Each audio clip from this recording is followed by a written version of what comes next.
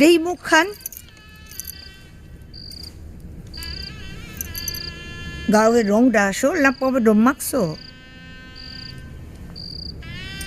চুলের গোস খান দেহি।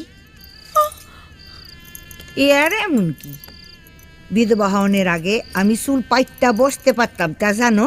চান্দু, আইগা। দেরাজের উপর থেকে ফুটো খান নিয়ে আয়। আইগা। হ্যাঁ,